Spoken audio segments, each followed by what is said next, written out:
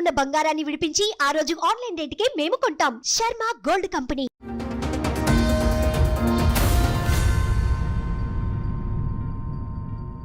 నా పేరు జ్ఞానేశ్వరమ్మ, శ్రీరామోజు జ్ఞానేశ్వర్. నేను వచ్చింది చింతల నుండి అమ్మ, హెచ్ఎంటి చింతల్. ఇతను ఎవరు సార్? మా అబ్బాయి అమ్మ. మా అబ్బాయికి మొన్న గత 1 year బ్యాక్ మ్యారేజ్ చేసినట్టమ్మా. October 18th 2024లో మ్యారేజ్ చేసినామమ్మ. అయితే అమ్మాయి ఏం చేసింది, 24 అక్టోబర్ నుండి నవంబర్ డిసెంబర్ 20 తారీఖు 24 తారీఖు వెళ్ళిందమ్మా ఇంటికి. 2 months మా ఇంట్లో ఉన్నది. ఈ 1 month ఏం చేసినాము, టెంపుల్ తిరుగుడు చేసుడు ఇవన్నీ జరిగినాయి. తర్వాత 1 month ఇంట్లోనే ఉన్నారు. అయినా ఇల్లు దగ్గర 1 kilometer 1.5 kilometer వాళ్ళ ఇల్లు కూడా దగ్గరలోనే. అయితే వస్తుంటుండే పోతుంటే నేనేమంటలేను, మంచిగా ఉంటూ వాళ్ళు మంచిగా ఉంటే చాలే అన్నట్టు నేను కంటిన్యూగా పోతుంటుండే. 2 రోజులకు ఒకసారి పోతూనే ఉంటుండే. ఫోన్ రాగానే వాళ్ళ అమ్మ పిలుచుకుంటుండే వెళ్ళిపోతాడు, వాళ్ళ తమ్ముడు పిలిచినా వెళ్ళిపోతుంది, మళ్ళీ వచ్చేస్తుండే. మళ్ళీ సార్ ఇక నేను ఏమనలే, సరేలేరా ఇల్లు దగ్గరగా కొత్త పెళ్ళి అయింది ఏదో పోయి రానిలే అన్నట్టు నేను కూడా ఏమనలేను. సార్ ఇది అరేంజ్డ్ మ్యారేజా మీ అబ్బాయి? Arranged marriage. అరేంజ్డ్ మ్యారేజ్ అంటే మీకు వాళ్ళు తెలిసిన వాళ్ళ లేకపోతే ఎట్లా? అయితే నాకు ఇప్పుడు కాదమ్మా, ఒక 20 years బ్యాక్ వాళ్ళ డాడీ నాకు ఒక కానిస్టేబుల్ గా మనకు పరిచయం. వాళ్ళు పోలీస్ డిపార్ట్మెంట్ అమ్మా. అయితే ఒక కానిస్టేబుల్ గా పరిచయం అనమాట. మా వృత్తి కూడా వాళ్ళు కూడా ఇంతకుముందు అతను వృత్తి చేసినవాడు. అయితే డిపార్ట్మెంట్కి వెళ్ళిపోయింది, ఇక జాబ్ వచ్చింది, మంచిగా ఉన్నారు. కానిస్టేబుల్ ఏదైనా పొజిషన్ మారింది, ఆయన ఏఎస్ఐకి వచ్చిండమ్మా ఇప్పుడు. అయితే అతను ఇదివరకు 20 ఏళ్ళ కింద మేము కలిసి తిరిగే వాళ్ళమమ్మా, ఎక్కడైనా కూర్చున్న సిటీ ఫ్రెండ్స్ లాగా ఉండేవాళ్ళం. తర్వాత ఆయన ఒక 10 సంవత్సరాలు వేరే జాబ్కి వెళ్ళిపోయింది, మాకు గ్యాప్ వచ్చేసింది. ఇక నా నంబర్ అతని దగ్గర లేదు, అతని నంబర్ నా దగ్గర లేదు, గ్యాప్ అయిపోయింది. అయిపోయినాక ఒక రోజు ఏమైంది, మా బ్రదరు అంటే సడ్డకుడు ఒకరోజు అతనికి ఒక ఇల్లు చూపించారంట రెంట్ పర్పస్. అయితే ఆ పర్పస్కు నేను ఒకసారి పార్టీ ఇస్తున్నానంటే సరే అని చెప్పేసి మా ఇంటికి అడిగి తీసుకొని వచ్చాడమ్మా. అయితే అప్పుడు నన్ను చూసి మళ్ళీ నాకు కలిసిండమ్మా. కలిసే వరకునే అయ్యో ఈయన నాకు తెలుసు కదా మాధవచారి నువ్వు అంటే జ్ఞానేశ్వర్ అని చెప్పేసుకొని కలుసుకున్నామమ్మా, మంచిగా అయింది. తర్వాత ఇట్లా కూర్చున్నప్పుడు చేసినప్పుడు మా ఫిబ్రవరి మార్చో అమ్మా పెళ్ళి మనకు ఆగస్టులో అయింది కదమ్మా. పెళ్ళి ఆగస్టులో అయింది అంటే దానికన్నా ముందు 6-8 నెలల ముందే ఆ పరిచయం కలిసింది. ఇక కలిసే వరకనే మేము ఏం చేసినాం, సరే మా బ్రదర్కు అయితే మాకు ఫ్రెండ్షిప్ లాగా మళ్ళీ కలిసినామమ్మా. ఒక 15 ఎంతో డిస్టెన్స్ తర్వాత మళ్ళీ కలిసినాం. మా బ్రదర్ ఏం చేసిండు, మా బ్రదర్కు ఆల్రెడీ ఒక అమ్మాయిది ఫోటో ఇచ్చిండంట మా సడ్డకుడికి. అమ్మాయికి ఎవరైనా అబ్బాయి ఉంటే చూడు పోలీస్ డిపార్ట్మెంట్. ఇతను పోలీస్. ఎంతమంది పిల్లలు? ఒక అబ్బాయి ఒక అమ్మాయి అమ్మ. అమ్మాయి పెద్దది. నేను నాకు ఒక అమ్మాయి ఒక అబ్బాయి, ఇద్దరు. ఈ అబ్బాయి అబ్బాయి పెద్దోడు, పాప చిన్నది. ఏం చేస్తారు సార్ మీరు? నేను SIP security ma'am, engineering complete చేసుకున్నాను. ఇప్పుడు ఇంటీరియర్ డిజైనింగ్ చేస్తున్నాను. ఆ అమ్మాయి కూడా జాబ్ చేస్తుంది? తను ఏం జాబ్ లేదు. మీ నాన్నగారు చూపించిన సంబంధం చేసుకోవాలని ఎందుకు అనుకున్నారు?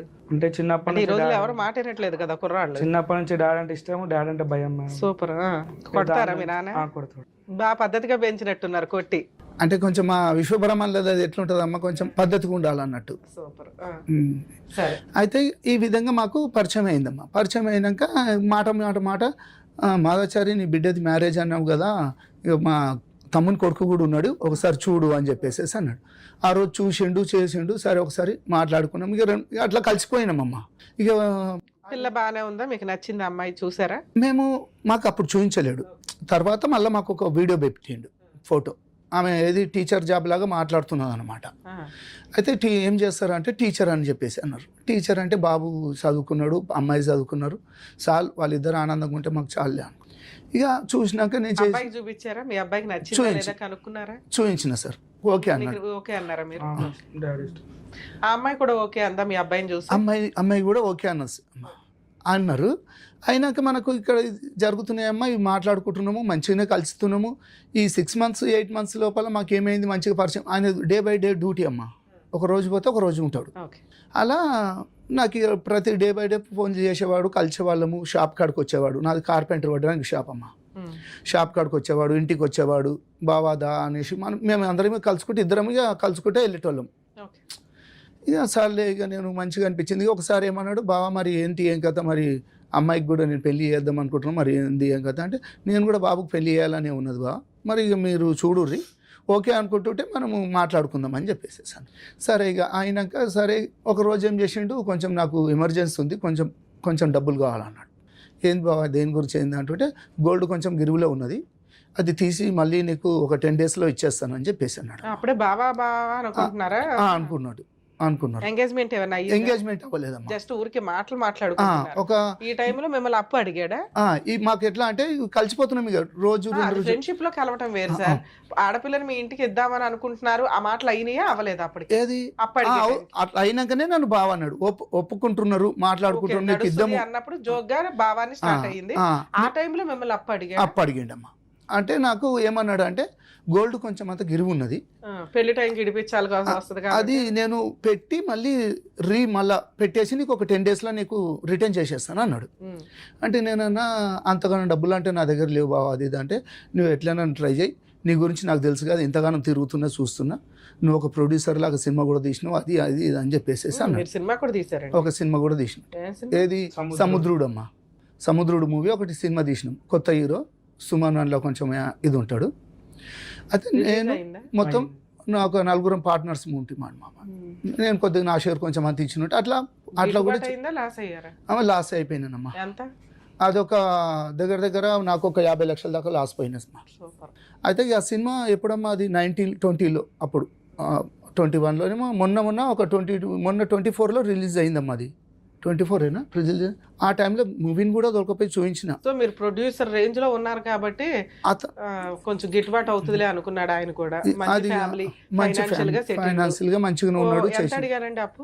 నాకు ఒక 5 lakhs అడిగిండమ్మా. ఇచ్చారా? 5 lakhs అడిగితే నేనన్నా ఫస్ట్ నా దగ్గర అంత డబ్బు లేదు బావ, నాకు దగ్గర ఒక 2 లక్షలు ఉన్నాయి బ్యాంక్, సినిమాకి పెట్టున్నారు ఆల్రెడీ పోయింది అదంతా ఇది అయిపోయింది కదా అంటే, నువ్వు ఎట్లా చేసి ఇస్తావు, నాకు ఇది చేస్తావు అంటే నీకు 1 week 10 daysలోనే ఇస్తాను అంటే నేనేం చేసిన మా ఫ్రెండ్స్ వాళ్ళని కనుక్కొనేసేసి నా దగ్గర కొద్దిగా ఉండే అది ఇది చేసేసి ఆయనకు ఒక 5 లక్షలు, నేను ఒక 3 lakhs ఏమో మన బ్యాంకుకి ఇద్దరం పోయి ఉన్న 3 lakhs ఆయనకు ట్రాన్స్ఫర్ చేసిన, మళ్ళీ ఒక 2 లక్షలు క్యాష్ ఇచ్చిన.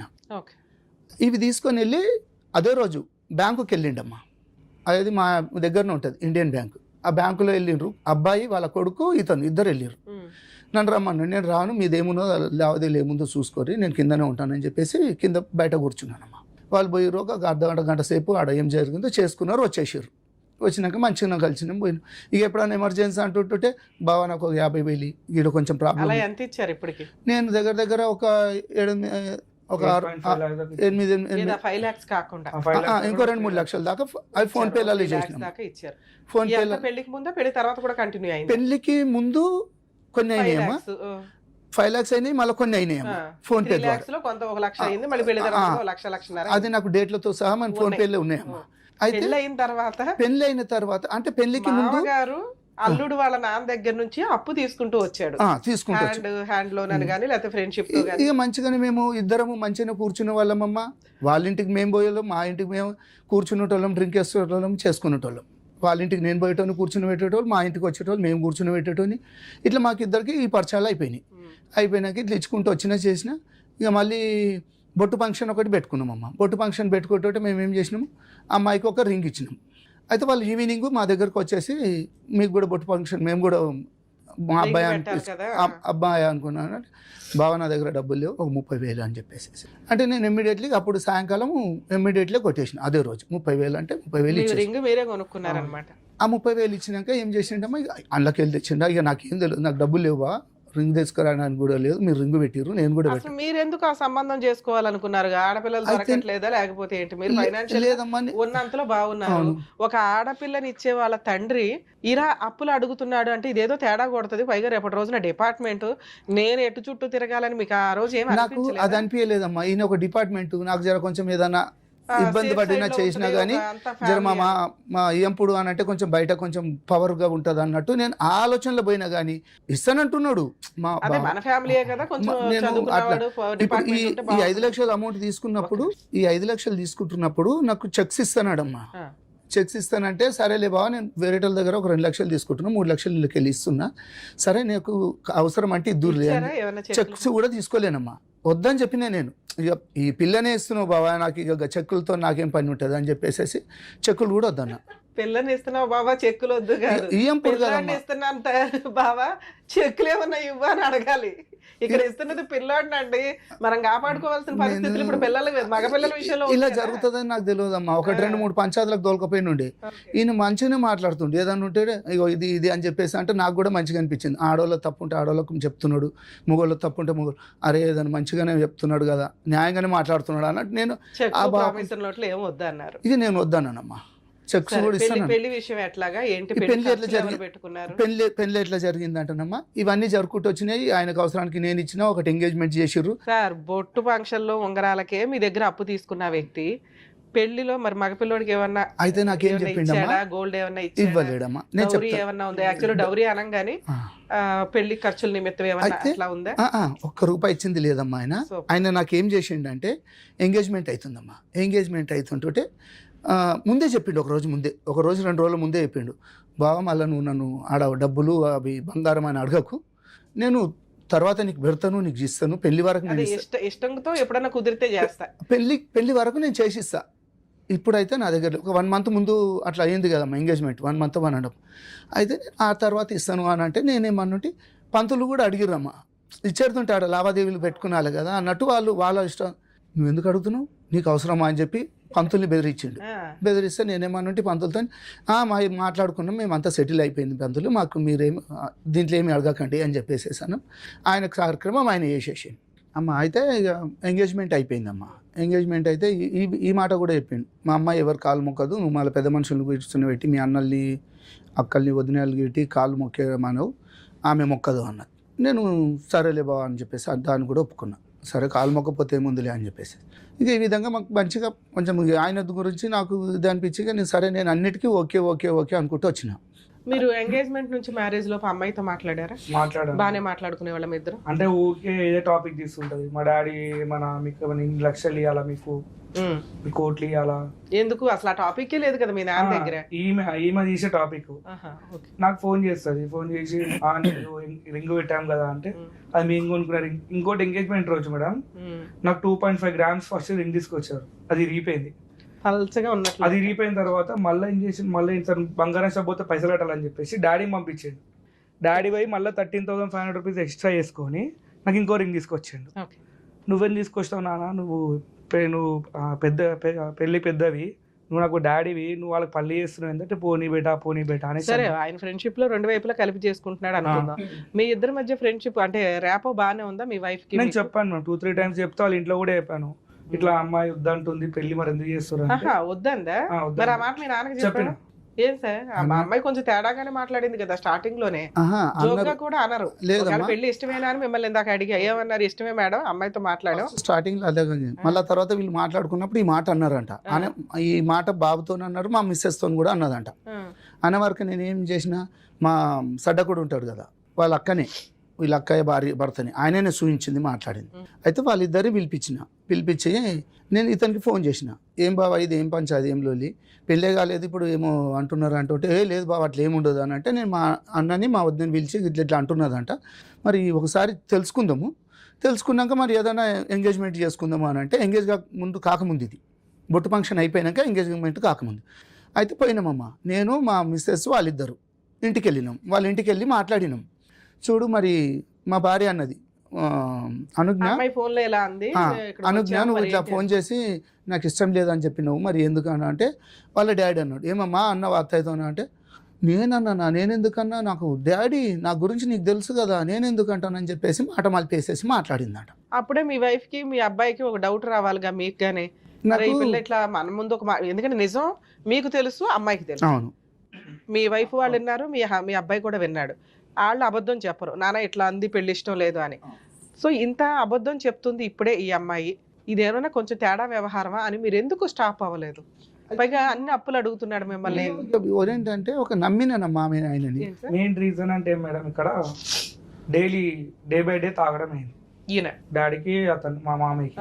ఆయన ట్రాప్ చేశాడు, ఈయన ట్రాప్ చేశాడు. ఇంకోటి ఏంటంటే మా చెల్లి వాళ్ళకి మామయ్య లేడు, వాళ్ళకి మామయ్య లేడు, సడ్డకుడు లేడు, ఇతనికి వియ్యంపులు లేడని చెప్పేసి నాకు వియ్యంపులు గట్టి దొరికిందని చెప్పేసి అదే డైలీ అంటే ఏమున్నా నాకు ఫోన్ చేస్తాడు, రాత్రిపూట ఫోన్ చేసి నేను చచ్చిపోతా ప్లీజ్ అది అంటే ఏమైంది మామ అంటే నాకు అర్జెంట్ 3 లక్షలు ట్రాన్స్ఫర్ అయ్యి అంటాడు. నేను ఏడికి వెళ్తే వాళ్ళ మామ 3 లక్షలు నువ్వు జాబ్ చేసిన పైసలను సంపాదిస్తున్నావు అంటే నా పెళ్లి ఖర్చులు నేను గ్రాండ్గా వేసుకున్నాను మామ అంటే నాకు వచ్చి ఇట్లా ముద్దులు పెట్టిండు, అల్లుడు నువ్వు సూపర్ అల్లుడు అది అనేసి. ఎందుకు మామ నేను పోలీస్ అని ఒక ఫంక్షన్ హాల్కి వెళ్ళండి మేడం సత్యగౌరి అనేసి. వెళ్ళిన తర్వాత 2,80,000 ఫైనల్ అని చెప్పిండు అమౌంట్. వాళ్ళు ఏం చేసారు ఇట్లనే అల్లుడు ప్లీజ్ రిక్వెస్ట్ చేస్తున్నారు ఆగండి మామనే. అంటే మీ నాన్నకి తెలిసి నీ దగ్గర డబ్బులు అడుగుతాడా తెలియకుండా? మీ దగ్గర మీ ఏటీఎం కార్డు, ఆయన దగ్గర ఆయన ఏటీఎం కార్డు. నాకు ఇట్లా ఫోన్ చేసుకుంటా కూర్చొని ఎట్లా మాట్లాడు ఫంక్షన్ అంటే నేను అటు ఇటు కొద్దిగా ఇన్ఫ్లుయెన్స్ వాడుకొని 1.5 lakhsకి ఫంక్షన్ హాల్ ఫైల్ చేసిన. అబ్బా బంగారం అల్లుడు నువ్వు ఒక ఫోన్ చేయాలి. ఇప్పుడు మీ నాన్న ఉద్దేశం ఏంటో తెలుసా, మీ మామగారు డిపార్ట్మెంట్ ఎక్కడికి వెళ్ళినా ఇలా వెళ్ళి నుంచోవచ్చు, ఫంక్షన్ హాల్ డబ్బులు కూడా తగ్గుతాయి అందులో. కానీ ఆయన వెళ్ళి రికమెండ్ చేసుకున్న దానికంటే కూడా మీరు వెళ్ళి రికమెండ్ చేసుకుని తక్కువ చేశారు. నేను రికమెండ్ కూడా చేయలేము, జస్ట్ ఓనర్కి వెళ్ళేసి డైరెక్ట్ మాట్లాడడం వల్ల డైరెక్ట్ ఓనర్కి కాల్ చేసిన, అన్న అది నా పెళ్ళి అన్న అంటే అయ్యా తమ్ముడు నీ పెళ్ళ, సరే 1.5 lakh ఇచ్చేసాను లాస్ట్ అనేసి. ఓ అల్లుడు నువ్వు సూపర్ అల్లుడు నీ కాలు మొక్కేస్తాను వచ్చిండు, ఇంటికి వచ్చిండు బావా నీ కొడుకు సూపర్ అది అని చెప్పాడు. నెంబర్ ఆఫ్ మళ్ళీ బాటిల్ పట్టుకున్నాడు, మళ్ళీ స్టార్ట్ మళ్ళీ దిగ్విజయంగా అయిపోయిన తర్వాత కొన్ని రోజులకి ఇట్లా అన్న డాడీ జర తేడా కొడుతారు. ఇంకోటి ఏంటంటే అదే పెళ్లి మండపంలో నాకు కాలర్ పెట్టి గుంజేసిండు, ఏమైంది లేట్ వచ్చినావు అనేసి. నాకు వద్దు నాన్న పెళ్లి మండపంలో నేను ఏడ్చిన వెళ్ళిపోదాం పెళ్లి రోజు ఇట్లా గుంజేసిండు మ్యామ్. ఎందుకు అప్పటిదాకా యాక్చువల్లీ ముహూర్తం ఏమో level 55కి ఉంది. ఇట్లా వాళ్ళ ఇంటికి వచ్చి నాకు ఇలా ఆరతి పెట్టి తీసుకెళ్ళాలి కదా, నాకు లేవు అట్లా నాకు పద్ధతి లేవు, రమ్మన్నప్పుడు రావాలి టైంకి అంటే అదేంది అని చెప్పేసి అంటే నన్ను వేరే కార్లో పంపించారు. మీరంతా ఒకే వైపుగా ట్రెడిషన్ ఆ ఏరియాలో ఎలా ఉంటుంది, మీ క్యాస్ట్ లో ఎలా ఉంటుందో అలా ఫాలో అవ్వాలి కదా, మీకుండి వాళ్ళకి లేకపోవడం ఏంటి? వీళ్ళు ఇట్లా చెప్తారు. అయితే నేను ఒక కార్లో వచ్చేసిన, డాడీ వాళ్ళు ఇంకా కార్ ఉంటే నేను ఏమన్నా ఆగండి మామ మా డాడీ వాళ్ళు ఇష్టంగా నేను లోపలికి వస్తా అంటే మీ డాడీ వాళ్ళు దాన్ని గుంజేసిండు. గుంజగానే నేను ఏడ్చిన పెళ్లి మండపం నాకు వద్దు నాన్న నాకు భయం అవుతుంది నేను చేసుకోను అంటే మమ్మీ డాడీ ఫుల్ ఏడ్చినాం ఇద్దరం. ఇక డాడీ ఏం చేసిండు లేదు తప్పదు అని ఫటాఫట్ పెళ్లి మండపంలో చేపించేసాడు. అప్పటికి నా క్రౌడ్ చాలా పెద్దది, నేను నా చెల్లె పెళ్ళి నేను నాకు ఫుల్ గ్రాండ్ చేసిన, నా ఇస్తుంటా అని చెప్పి డాడీకి కూడా తెలియదు నేను ఖర్చు ఏం పెట్టినా తెలియదు.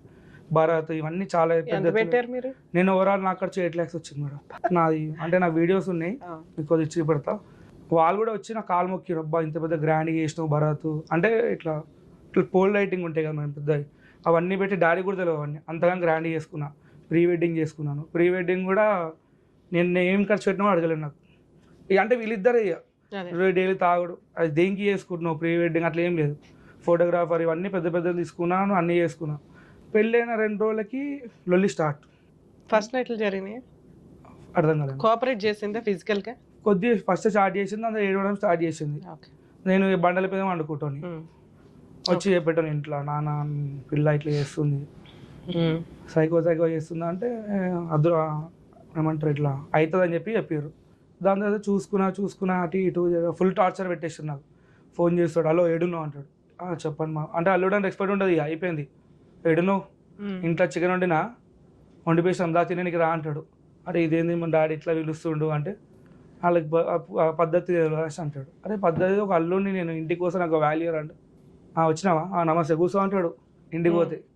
మళ్ళీ ఇంకొకటి కొత్త పెళ్ళి అయింది మేడం, ఒక రూమ్ అని ఇయ్యాడు మేడం, ఆమె వాళ్ళ వండుకుంటుంది నన్ను ఇంకో ఈ రూమ్లో వండి పెడతారు. వాళ్ళిద్దరు కొత్త పెళ్ళి అని చెప్పేసి వాళ్ళిద్దరు ఆ రూమ్లో ఉంటారు. నేను వాళ్ళ ఇంటికి పోతలే అంతే కదా. నేను చేడ్చిన ఏంది నాన్న ఈ కర్మ నాకు ఇంత మంచి లైఫ్ నాకు నాశనం చేసిన నన్ను వద్దొద్దు అన్న కూడా ఆగలేవు నువ్వు అంటే ఏమైనా మంచోడు అనుకున్నా ఇక రాత్రి పూట 1 o'clock 2 o'clock ఇలా ఫోన్ చేసి నాకు అర్జెంట్ 1,00,000 రూపాయలు నాకు అర్జెంట్ 30,000 అంటాడు. అది ఊరికే పైసలు అడుగుతుండు. మ్యారేజ్ అయిన తర్వాత ఏమన్నా మీరు ఇచ్చారా మీ నాన్నకి తెలియకుండా? నేను ఇవ్వలేము, నేను ఏమన్నా డాడీకి చెప్పేస్తాను. మీ నాన్నకి తెలిసి ఎంత ఇచ్చారు? నేను అంతే డాడీ అమౌంట్ తీసుకొచ్చి మళ్ళీ ఇచ్చేస్తాను అంతే. అంటే నా పేరు చెప్తాడు డాడీ కొడుకు దగ్గర. సరే అమ్మాయి ఎప్పటిదాకా మీతో కాపురం చేస్తుంది? October 18th పెళ్ళి అయింది. అటు ఇటు పోయేసరికి December 17th రోజు December 15th నుంచి ఆమె కడుపున వస్తుందని చెప్పారు మేడం. అయితే నేను ఇంట్లో అయిపోయి నేను ఆఫీస్కి వెళ్ళిపోయినా, హాస్పిటల్కి తీసుకెళ్ళినా. మమ్మీ తీసుకెళ్ళిన తర్వాత ప్రెగ్నెంట్ కన్ఫర్మేషన్ వచ్చింది. వాళ్ళు ఏం చేశారు అంటే రాలేరు మేడం, వస్తున్నా రాలేరు. నాకు కన్ఫర్మేషన్ ప్రెగ్నెన్సీ కన్ఫర్మేషన్ అయింది.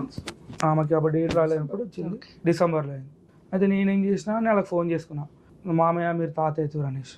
హ్యాపీ లేదు వాళ్ళకి ఫేస్, అర్థమైంది. నేను ఒకటే మాట, నేను వాళ్ళ ఇంటికి పంపా డాడీ అనేసి అన్న. లేదు పద్ధతి ఉంటుంది, వాళ్ళ ఇంటికి పంపాలంటే ఆ బాధ వాళ్ళకి ఏమైనా అయితే నువ్వే బాధ తీసుకుంటావు డాడీ అనేసి అన్న. డిసెంబర్ 25th రోజు వాళ్ళ ఇంటికి వెళ్ళింది మేడం. వస్తలేదు, నేను ఫోన్ చేసి వస్తలేదు. కరెక్ట్ మళ్ళీ జనవరి 7th 8th రోజు నాకు ఫోన్ చేసి ఇట్లా హార్ట్ బీట్ లేదు, నువ్వు ఎవరు చెప్పకు అని చెప్పేసి వాళ్ళ ఇంట్లో ఫోన్ చేసి. నేను హైటెక్ సిటీ రోడ్ మధ్యలో ఉండేసి నేను ఏడ్చుకుంటా మా డాడీకి ఫోన్ తిట్టేసిన, నువ్వు ఎట్లా డాడీ అయినా నాకు తండ్రి. సరే మీరు కూడా వెళ్ళి మెడికల్ గా నేను వస్తాను మావయ్య అని వెళ్ళి చూడొచ్చు కదా, వెళ్ళినా నిజంగా వీళ్ళు చెప్తున్నది నిజమా కాదా అని. వెళ్తేనే నన్ను ఊకేసారు మేడం హాస్పిటల్ నుంచి. ఎందుకని? ఆ హాస్పిటల్ నుంచి నేను అడిగిన రీజన్, అంటే ఒక రీజన్ ఉంటుంది కదా, అవును ఎందుకు పోయిందో రీజన్ ఉంటుంది. ఇప్పుడు చికెన్ తిన్నందుకు పోయిందా అని, హార్మోన్స్ వల్ల. లేదు ఈ టైంలో హార్ట్ బీట్ లేదని చెప్పి నన్ను డోర్ పెట్టేసి వెళ్ళిపోయింది డాక్టర్. అది మ్యానిపులేట్ చేసిండు డాక్టర్ని నీలోఫర్ హాస్పిటల్లో. నేను పొద్దున్న రమ్మంటే 10 o'clock రమ్మంటే 10 o'clock రెడీ వెళ్తున్నా. ఆ రిపోర్ట్స్ తీసుకొని మీరు సెకండ్ ఒపీనియన్కి వెళ్తే తెలుస్తుంది కదా. నేను అడిగినా మ్యామ్, రిపోర్ట్స్ కూడా ఇవ్వలేరు. నేను రిపోర్ట్లు అడిగినా, మళ్ళీ నేను ఫైట్ చేసిన, ఒక 4 months నేను ఫైట్ చేసి మళ్ళీ ఏప్రిల్ తను తెచ్చుకున్నా. ఓకే, ఎందుకంటే నా లైఫ్ అంటే నేను ముందు డాడీ చెప్పిన, నేను 100 మంది దగ్గరికి వెళ్తాను, నాకు నా పిల్లం కావాలని చెప్పేసి నేను ఫైట్ చేసి తెచ్చుకున్న 4 days మళ్ళీ వెళ్ళిపోయింది. నాకు కడుపు నొస్తుంది. కరెక్ట్ 2:30 కడుపు నొస్తుంది అంట మేడం రాత్రి. నేను 2 o'clock ఇంటికి వస్తాను, 2:30 కడుపు నొప్పి స్టార్ట్. ఎందుకు వస్తుందని మళ్ళీ హాస్పిటల్ తీసుకెళ్ళినా, అన్ని టెస్ట్లు చేపించినా ఏం లేదు, నెగిటివ్ మొత్తం. అరే ఏంది ఇంతగానం చేస్తున్నా, నాకు ఇది ఏం టార్చర్ అని నేను బండలపైన వండుకుంటాని పంపించేసిన ఇంటికి. వాళ్ళు వెళ్ళిపోయారు, కొట్లాడి వెళ్ళిపోయారు. మళ్ళీ వస్తలేదు. అమ్మా ఇలా జరిగిపోయినాక మ్యారేజ్కి ఏం చేసిండ్రమ్మా, మ్యారేజ్ పప్పన్నం పెట్టమని చెప్పినామమ్మా. ఏది ఎంగేజ్మెంట్లు అయిపోయినాయి, ఇవన్నీ అయిపోయినాయి. వాళ్ళు చెప్పిన దానికి నేను ఒప్పుకుంటూనే ఉన్నా. సరే ఇలా కాకపోతే రేపు పొద్దున ఒకటే అన్నాడు, నాది మళ్ళీ నెక్స్ట్ ఒక 4-5 సంవత్సరాలు అయితే నాది రిటైర్మెంట్ అవుతుంది బావ, నాకు పైసలు కూడా వస్తాయి. ఇందులోకి వెళ్ళి ఇచ్చింది బంగారం అమ్మాయి పేరు మీద ఒకటి పెట్టిండమ్మా. అది గోల్డా రోల్డ్ గోల్డా నేను ఇంతవరకు అడగలేను, చేయలేను, నాకు అవసరం లేదు. అమ్మాయికి పెట్టుకున్నాడు, నేను అడగలేను. సరే ల్యాండ్ ఇస్తాను అన్నాడు కదమ్మా. నేను పెళ్ళి కాక ముందు నుండి నేను అడుగుతున్నా, బావ ఒకసారి ల్యాండ్ చూసి వద్దాం అమీన్పూర్లో ఉన్నది అన్నాడమ్మా. అయితే ఆ ఆడ ల్యాండ్ లేదమ్మా, డాక్యుమెంట్స్ ఉన్నాయి కానీ ల్యాండ్ లేదు. అయితే ఇది ఎప్పుడో కొనుక్కున్నారంట వాళ్ళకు, ఈ రియల్ ఎస్టేట్స్ వాళ్ళు వాళ్ళకు డబ్బులు ఇవ్వకపోతే మళ్ళీ వాళ్ళే ఆప్కో చేసుకొని అదంతా అడగడం వల్ల వాళ్ళు ఏమైనా అలిగి గొడవ పడ్డారా? అది నేనేమన్నుంటి. అయితే ఏంది బావ ఇక్కడ జాగలేదు ఏం లేదు, మొత్తం బాండరీలు కట్టేసుకోరు. బాండరీ కట్టుకున్నాడు. నేను లోపల పోనీకే ఒక గేట్లోకి వెళ్ళి పోయినాం. 2వ గేట్ ఉన్నది ఇంకో లోపల. ఆ గేట్ లోపల ఆడ కార్ పెట్టుకున్నాము, పోయి తిరుగుతే దీన్ని ఇంకొకటి బావ ఆడున్నది బావ ఏడున్నది బావ అంటే, ఏడున్నది బావ జాగా నేరుది ఎక్కడ కనీసం లేదా అని అంటే, ఇంకొక దగ్గరికి వెళ్ళి వస్తుంది. ఏది లేదు బావ, ఇదంతా ఆయనకు డబ్బులు ఇవ్వని పక్షంలో ఇదంతా పోయిందంటే, నేను ఆల్రెడీ ఇక్కడ ఊరోళ్ళని కూడా కనుక్కునే వారికని ఇట్లా జరిగింది అన్నాడు. సరే వారికని మీరు పెళ్లిలో ఏమన్నారంటే, ఏం పెట్టుకుంటావు బావా మీకు అమ్మాయికి పెట్టుకో, మాకేం అవసరం లేదు, నాకు వద్దు, పిల్లకి ఒక ల్యాండ్ ఉంది అది పెడతాము, ఒక గోల్డ్ పెట్టుకుంటాం. గోల్డ్ ఏం పెట్టారో కూడా మీకు తినగా తెలియదు, ఎందుకంటే ఆ పెళ్లిలో మీతో ఏదో చూపించలేడు కూడా నాకేం. ఆ ల్యాండ్ ఏదైతే ఉందో వీళ్ళ దగ్గర డాక్యుమెంట్లు ఉన్నాయి తప్ప అటువంటి పొజిషన్ గానీ కడీలు వేసి గానీ లేకపోతే ఏమీ గానీ అక్కడ ఏమీ లేదు. అది కూడా ఫేక్. ఇది ఈ ల్యాండ్ ఇప్పుడు చూపిస్తున్న ల్యాండ్ లేదు కదమ్మా, దాని డాక్యుమెంట్స్ కూడా నాకు పంపించిండు. దాన్ని ఏం చేసిండు, నీ పేరు మీద రిజిస్ట్రేషన్ చేస్తా, నువ్వేం చేస్తావు, నేను డాక్యుమెంట్లు మాత్రమే ఉన్నాయి, అక్కడ స్థలం లేదు, దాన్ని పెట్టి నా ఈ ఎవిడెన్స్లు అడిగిండమ్మా. నీ పాన్ కార్డు నీది అవి ఉంటే ఐటీలు ఉంటాయి, నువ్వు కడుతుంటుంటావు బాబా, నాకు అవి ఇచ్చేసాయి, నేను బ్యాంకులో నేను లోన్ తీసుకుంటాను అన్నాడు. అయితే నేనేమన్నుంటి, ల్యాండ్ నాకు నా పేరు మీద లేనిది నేను ఎట్లా నీకు బ్యాంక్ నా పాన్ కార్డు అవన్నీ పెట్టమంటే నేను పెట్టలేను. ఒక వారం రోజులు ఫేక్ అవుతుంది కదా సార్. రేపు రోజున నాకు లోన్ ఎట్లా ఇస్తారండి? పొజిషన్ చూసి ఇస్తారు, అక్కడ పొజిషనే లేదు. ఆయన ఇన్ఫ్లుయెన్స్ వాడుకొని తెచ్చుకుంటాను అనుకున్నాడు. ఒకవేళ మేనేజ్ చేస్తే ఏమయ్యేదో తెలుసా, మిమ్మల్ని లోపల నన్ను వేస్తారు. అది నాకు తెలిసిపోయింది. నేనేమన్నుంటి, నేను పెట్టలేను.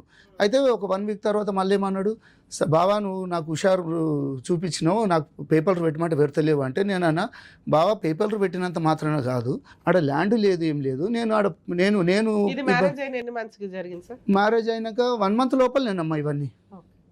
అయితే అప్పుడు ఏం చేసిండు, నీ పేరు మీద రిజిస్ట్రేషన్ చేసేస్తా, అప్పుడు నీ పేరు మీద లోన్ తీసుకొనేసి మళ్ళీ నాకు ఇద్దు అన్నాడు. నేనన్నా నాకు ఇటువంటివి వద్దు, ఒక బ్యాంక్ మామూలుగా లోన్లు ఇప్పిస్తోతో కూడా మాట్లాడినామమ్మ. ఈ డాక్యుమెంట్ ఉత్తవి పంపించేసి ఇట్లా 20 లక్షలు కావాలి ఇది అని అంటుంటే, సార్ అది ల్యాండ్లు చూస్తారు, వాళ్ళు అవన్నీ ఎంక్వైరీ చేసుకున్నాకనే మీకు ఏదైనా ల్యాండ్కు అమౌంట్ ఓకే సార్, అదేదో చేయబోయాడు, మీరు కొంచెం తప్పించేసుకున్నాను. అంటే ఇప్పుడు ఒక ప్రాపర్టీ పిల్లకి పెడతాము అని అన్నారు, అటువంటి ప్రాపర్టీయే లేదు, ఇది కొంచెం తేడాగా ఉందని మీరు ఏమన్నా అడిగారా? నేను లేని ప్రాపర్టీ పెడతానని అది కూడా అడగలేనమ్మా, అది కూడా ఆ అడగలేదు. పాయింట్ వల్ల వీళ్ళ కాపురం ఏమైనా స్పాయిల్ అయిందా? దాన్ని అడగలేనమ్మా. ఏప్రిల్ లో మళ్ళీ ఏదో బతులు అడుగుని తెచ్చుకున్నాడమ్మా. ఓ 4 days కే వెళ్ళిపోయింది. మరి అప్పటి 1 week 5 days 1 week లో వెళ్ళిపోయింది. ఏప్రిల్ నుంచి మనం ఇప్పుడు డిసెంబర్ కు వచ్చాం. ఈ ఇంత టైంలో ఏమైనా పెద్ద మనుషులు పంచాయతీలు పెట్టినామమ్మా. ఎందుకు రాను అని రీజన్ గానీ ఏమైనా నేను చెప్తాను. చెప్పండి. ఇక్కడ ఏప్రిల్ అయిపోయిన తర్వాత మా డాక్టర్ తీసుకొచ్చింది డాక్యుమెంట్స్ అవన్నీ, దాంట్లో లోన్ పేపర్ నాకు దొరికినాయి. ఓ తిన పేరు మీద 12 lakhs లోన్ తీసుకున్నారు. ఏది ఈ ల్యాండ్ పెట్టేసి? ల్యాండ్ కాదు, పర్సనల్ లోన్. ఓకే. వాళ్ళ తమ్ముడు కొద్దిగా జాబ్ చేస్తుందా? జాబ్ ఏం చేయదు, వాళ్ళ తమ్ముడు కొద్దిగా ఫ్రాడ్ మేడం. అంటే ఆమెకి ఒక 6 months 1 year నుంచి శాలరీ ఇస్తారు ఆమెకి. ఒక కంపెనీ రొటేషన్ చేసుకుంటే ఫేక్ డాక్యుమెంట్ నుంచి లోన్ అతనికి శాలరీ ఇస్తుంది తనకి. నేను అప్పటికి తన ఫోన్ పట్టుకొని నేను పట్టుకోలేను, నా ఫోన్ చెక్ చేస్తుంది, ఏమేమో చూస్తుంటుంది. నేను అంటే నాకు ఏం లేదు, ఫుల్ ఫ్రీ అనేసి నేను పట్టించుకోడు. దాని తర్వాత లోన్ ఎందుకు తీసుకున్నావు అని అడిగాను. నువ్వు ఎవడు రా అంటున్నాను ఫోన్ చేసి. నువ్వు ఎవడు రా అంటే మామ నేను హస్బెండ్ని, నాకు తెలియకుండా నువ్వు ఎవరు లోన్ తీసుకొని నేను తిట్టేసినాను. తిట్టాను. వాళ్ళ తమ్ముడు ఇన్స్టాల్మెంట్లు ఎవరు కడుతున్నారు? వాళ్ళే కడుతున్నారు. వాళ్ళ తమ్ముడు ఫోన్ చేసి నువ్వు ఎవడు బా నువ్వు కడుతున్నావు మా అక్క మీద లోన్ అంటే, అరే దొంగలకి ఎందుకు తీసుకోర్రా ఫ్రాడ్, ఒక హస్బెండ్ తెలియకుండా తీసుకుంటావు అని అడిగాను. అంటే నువ్వు ఎవడివే అని తిట్టింది. నువ్వు ఎవడరా నేను రాసి తిట్టేసిన. నేను ఆ మూమెంట్లో ఏమైపోయిందంటే ఈ స్పాన్లో నాకు కొద్దిగా ఉండలేదు, వైఫ్ ఉండలేదు అని ఇంట్లో అందరు ప్రెషర్తో నేను కొద్దిగా డ్రింక్ ఎక్కువ అయిపోయింది నాకు, అంటే మెంటల్ ప్రెషర్కి. ఆ డ్రింక్లో ఏమైపోయింది, వాళ్ళకు నన్ను తిట్టడం చేసడం స్టార్ట్ చేసి. రికార్డ్ చేసుకున్నారా మీరు తిట్టేవన్నీ? అది కూడా డాడీది ఉండే రికార్డింగ్ మొత్తం. ఇది సంసారం పంపివా, ఒక 1 month గురించి మేము పెళ్లి చేసినామా అని ఫుల్ తిట్టుకున్నాం. ఇక రాదు మేడం, నేను ఫోన్ చేసి అడుగుతా ఎందుకు రావు. ఒక ఫంక్షన్కి వెళ్తుంది, వాళ్ళ బెస్ట్ ఫ్రెండ్ ఫంక్షన్కి వెళ్ళి గలీజా రెడీ అయిపోయింది. నీకు ఓపిక లేదు అన్నప్పుడు నువ్వు అరౌండ్ 50 kilometers ట్రావెల్ చేసినావు, అప్పుడు నీకు కడుపు నొప్పి రాలేదా అని అడిగిన. మళ్ళీ అక్కడనే 1 day స్టే చేసి ఏప్రిల్ తర్వాత ఎందుకు పోయినావు, నీకు కడుపు నొస్తుంది. పెద్ద మనుషుల పంచాయతీలు ఎప్పుడు జరిగినాయి సార్? 2 times అయింది. ఎప్పుడు ఇంట్లో అయింది, దాని తర్వాత మా గుడిలో అయింది మేడం. లాస్ట్ గా జరిగి ఎంతకాలం అయింది? అరౌండ్ ఒక 4-5 months అవుతుంది. 4-5 months లో ఆ రోజు ఏం జరిగింది? రీజన్ ఏం లేదు, నాకు వద్దు. వద్దు అంటే ఒక మగపిల్లని పెళ్లి చేసుకొని బాగా అకౌంట్ లో డబ్బులు తీసేసుకొని వద్దు అనడానికి రీజన్ అంటే మీరు డౌరీ హెరాస్మెంట్ చేశారా, ఫిజికల్ హెరాస్మెంట్ చేశారా, బూతులు తిట్టారా, ఇంకా కట్నాలు తెమ్మని హెరాస్ చేశారా? వీటిలో ఏదో ఇక్కడ కాన్సెప్ట్ ఏంటంటే, నేనంటే వాళ్ళకి ఫోన్ చేసి నేను వాళ్ళకి ఏమన్నా అంటే, మామ ఊకే అమ్మాయి వస్తలేదు నా ఇంటికి, నాకు ఇల్లు ఇప్పాను మామ, నేను మీతో ఇల్లు రికం వచ్చేస్తా అని చెప్పి చెప్పేసిన. ఆ మాటను పట్టుకొని ఏం చేశారు అంటే, వీళ్ళు ఇల్లు అడుగుతున్నారా వచ్చి వీళ్ళ మా డాడీ రిటైర్మెంట్ పైసలకి వీళ్ళ అడుగుతున్నాడు అని చెప్పి చెప్పాను. నేను ఆ అన్న మాట ఎందుకంటే, అయినా 1 yearలో తిప్పి కొడతాం 1 month ఉంది మేడం, నేను ఇక్కడ ఉండాలి. ఇప్పుడు నేను 4 గోడలు అయితే ఉండలేను. ఒకప్పుడు సింగిల్ అంటే నేను బతికేటోని, నా బయట 100 మంది అడుగుతున్నారు, ఏది మేంద్రా, మా చెల్లి ఏది, మా వదిన ఏది, మా పిన్ని ఏది, మా అత్త ఏది అంటే ఏం చెప్పుకోవాలి. ఆ విషయంలో నేను ఉన్నా. దాని తర్వాత ఏం చేసింది, నీ చైన్ బాగుందని చెప్పి చైన్ నా మెడలకి వెళ్ళి చైన్ తీసుకొని మా మెడలు వేసుకుంది. ఏమండి ఇలా రింగు పెట్టుకోవాలా అంటే, సరే పెట్టుకో, నీకు సైజ్ సరిపోదా అంటే, నాకు ఈ బొటనవేలుకి వస్తా అనేసి నా ఎంగేజ్మెంట్ రింగ్ ఆమె పెట్టుకుంది. ఎందుకు పెట్టుకుంటున్నావు ఇవన్నీ అంటే, తెల్లారి కథం వెళ్ళిపోయింది మేడం. 2 days వెళ్ళిపోయింది. వెళ్ళిపోయిన తర్వాత ఏమంటే, నేను ఫోన్ చేసిన నా తీసుకుపోయినావు అంటే, మా డాడీ పెట్టినా అంటది. అరే మీ డాడీ ఎందుకు పెట్టింది, మా పైసలు అవి నేను కొనుక్కుని, నువ్వు నా బంగారం తీసుకొని నువ్వు అన్నిట్లో నాశనం చేస్తున్నావు ఏందని నాకు మా డాడీ ఫుల్ క్లాసెస్ అని. ఇద్దరు తెరువైన బకరాలు కూర్చున్నారు నా ముందు. ఇద్దరం కొట్టుకున్నాం, తిట్టుకున్నాం, చేసుకున్నాం. డాడీ ఇంత మోసం చేస్తున్నావు, నువ్వు ఇంతగానం ఏం చేసినావు అంటే ఇన్లేడు. ఫైనల్ గా ఏంటి సార్ ఇక్కడ దాకా రావడానికి రీజన్? మ్యామ్ అది ఏంటంటే మ్యామ్, నాకు మా పైన ఇష్టమైన FIR రాశారు మేడం. కేసు రిజిస్టర్ అయింది. ఎప్పుడు ఎక్కడ? జీడిమెట్ల PS లో రిజిస్టర్ అయింది. మా కౌన్సిలింగ్ కూడా అయింది మేడం. మా ఇద్దరు కౌన్సిలింగ్ అవుతుంది. అరే ఆగినా 2 నిమిషాలు. మా ఇద్దరు కౌన్సిలింగ్ అయింది. అమ్మాయి రీజన్ చెప్తలేదు, ఎందుకు వద్దు మీ హస్బెండ్ అంటే. ఇద్దరు 2 times కౌన్సిలింగ్, 2 times కూడా నాకు వద్దు అని చెప్తున్నా కానీ రీజన్ చెప్తలేదు పర్టికులర్. నేను చెప్పేసినాను, వస్తే నేను సంసారం చేసుకుంటా, అది మీ ఇష్టం అని చెప్పేసి నేను వచ్చేసిన బయటికి. అయితే దాని తర్వాత అక్కడ 2-3 కౌన్సిలింగ్స్ జరుగుతాయి. ఏమంది కౌన్సిలింగ్ లో ఏం చెప్పట్లా? కౌన్సిలింగ్ పెట్టారు కేటు? నా పేరు మీద, మమ్మీ పేరు మీద, డాడీ పేరు మీద, చెల్లి పేరు మీద. అన్మ్యారీడ్ అమ్మాయి పేరు మీద. చెల్లి పేరు మీద ఎందుకు పెట్టారు అంటే, మీ సిస్టర్ మ్యారేజ్ అయింది, తనకు బాబు. ఎక్కడ ఉంటది? బోరబండ. మీకంటే ముందు మ్యారేజ్ అయిందా? నాకంటే ముందు 4 years అవుతుందమ్మా. 22 అయింది. అంటే ఏమేమి పెట్టిరు అంటే, నేనంట మాకు రోజు టార్చర్ పెట్టి మిగతా కట్నం తీసుకురా, మిగతా బంగారం తీసుకురా. మిగతా ఓకే, అసలు ఎంత ఇచ్చారంట? అసలు ఏం లేదు. అక్కడేదో రాసుంటారు వాళ్ళ డాడీ అసలు ఎంత రాశారు అంటే 10 lakhs క్యాష్ రాశారు, 20 lakhs గోల్డ్ రాశారు, 20 తులాల గోల్డ్ రాశారు, సిల్వర్ అలా బట్టలు ఏమేమో రాశారు మేడం.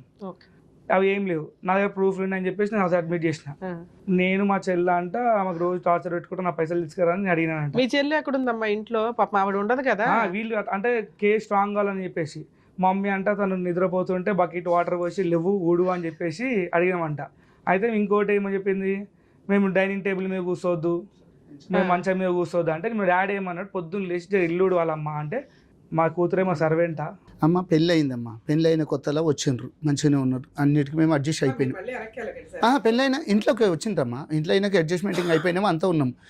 అయితే ఇక ఆమె ఇక సోఫాలలో కూర్చున్నాడు, డైనింగ్ వీటిల మీద కూర్చున్నది. అయితే నేనేం చెప్పినట్టు అంటే, సరే కొన్ని రోజులు కొత్తగా వచ్చింది కదా, మెల్లగా చెప్పుకుందాము, మనం మార్చుకుంటామని చెప్పేసి ఆయనతో కూడా చెప్పినమ్మా, నేను మంచిగా మార్చుకుంటాం, మీ దాంట్లో మీకు పద్ధతులు అనేవి తెలుస్తలేవు, మా దాంట్లోకి వస్తే మా పద్ధతులు ఇట్లుంటాయి మా అని కూడా చెప్తే ఆమె ఏం చేసింది, సరే కానీ నేనేం చెప్పినమ్మా, ఒక ఇల్లు ఉదయం లేవగానే ఆడవాళ్ళు ఏం చేసుకుంటారమ్మా, ఇక ఇల్లు ఊడ్చుకొని కొంచెం దేవునికి దీపం పెట్టుకునాలా అంటే, లేదు మామయ్య నువ్వు దీపం పెడుతున్నావు కదా, రోజు నువ్వే పెడతావు కదా అంటే, రోజు నేను పెడతానమ్మా, ఏదో ఒక రోజు పెట్టుకునాలి కదా, నువ్వు కూడా పెట్టుకున్నాను దేవునికి అంటుంటే, ఆమె దీపం ఇంతవరకు పెట్టింది లేదు, ఇల్లు ఊడ్చింది లేదు, వాకిలు ఊడ్చింది లేదు. అయితే నేను ఇదే మాట వాళ్ళ నాయనకు 10 సార్లు చెప్పినమ్మా, అంటే నువ్వు పని మనుషుల్ని పెట్టుకో అన్నాడు. నేనన్నా సరే నాకు పని మనిషి, ఇప్పుడు మా నలుగురికి పని మనిషి పెట్టుకుంటాం, వాళ్ళిద్దరు ఉన్నప్పుడు కూడా పని మనిషి పెట్టుకుంటారా? ఆమె మాకేం చేస్తుంది, నా భార్యనే మొత్తం చేస్తుంది పని అంతా, నేను పని మనుషులను పెట్టుకోను, ఆ పని మనుషులకు ఇంకొక పని మనిషి కావాలంటారు, ఇవన్నీ ఎక్కడికి ఉంటుంటాయి, మన పని మనం చేసుకున్నాను బా, ఏమన్నా డ్యూటీకి పోతుందా, ఏం చేస్తుందా, అన్నీ క్లాస్ జరిగిందమ్మా. జరుగుతుంటుంటే ఒకసారి ఇంట్లోకి వాళ్ళ అమ్మ వాళ్ళ నాయన వాళ్ళ తమ్ముడు కింద ఉన్నాడని మాకు తెలియదు.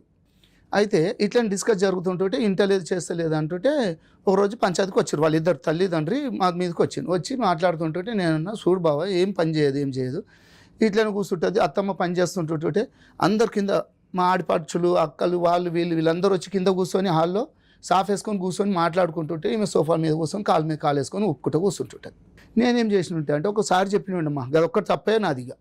నేను చెప్పిన అమ్మ వాళ్ళందరు కింద సాపేసుకొని కూర్చున్నారు, నువ్వు ఇట్లా కూర్చున్నాడు తప్పు, నీకు కాలు నొప్పులు ఉన్నాయో మరి ఏమున్నాయో నాకు తెలియదు, మీ డాడీ అయితే సోఫాలలో కూర్చోమన్నాడు, ఒక చిన్న స్టూల్ ఉంటాయి కదా 1 feet, ఆ 1 feet స్టూల్ వేసుకొని వాళ్ళ పక్కన కూర్చోమ్మా, నేనేమన్నాను, అందరు కాళ్ళు నువ్వు పైన కూర్చుంటివి, వాళ్ళేమో అత్తమ్మ మీ ఆడబిడ్చు వీళ్ళందరేమో కింద కూర్చుంటున్నారు అని చెప్పడం అది తప్పు అయిపోయిందట నాకు. అంటే ఇక నేనేమనలే, సపోర్ట్ అదొక్కటే మాట అన్నమ్మా. అంటే ఇక ఆమె ఏం చేసింది, లెగిసింది, లోపలికి వెళ్ళిపోయింది, బెడ్రూమ్లోకి వెళ్ళిపోయింది. ఈమె కూడా చెప్తుందంట, కొంచెం పద్ధతులు మీ వేరే ఉన్నాయి, మాది వేరే ఉన్నాయి, కొంచెం మామయ్య వచ్చినప్పుడు కొంచెం లేచి నీ రూమ్లో కన్నా పో, లేకపోతే మామయ్య లేచినప్పుడు కొంచెం బయటకు వెళ్ళి వచ్చినప్పుడు లేసైనా కూర్చొని కొంచెం మంచినీళ్ళు ఏదైనా ఒక పద్ధతి ఉండాలి అని చెప్పేసి చెప్తుంటే ఏ పని చేయలేదు. సరే అన్నిటికీ అడ్జస్ట్ అవుతుకుంటూనే వస్తున్నాయి 2 నెలలు. సరే పెళ్ళి అయితే ఇంకా మార్పు వస్తుందని, ఇక మార్పు రాలేదు. రాకుండా ఏం జరిగింది, ఇవి అవుతున్నాయమ్మా, ఇవి జరుగుతుంటుంటే ఇక ఈ పంచాయతీ మాకు ఈమె వెళ్ళిపోయింది కదమ్మా, డిసెంబర్లో 24వ తారీఖు వెళ్ళిపోయింది, ఇంకా రాలేదు చేయలేదు, ఇవన్నీ జరిగింది. బాబు చెప్పిండు.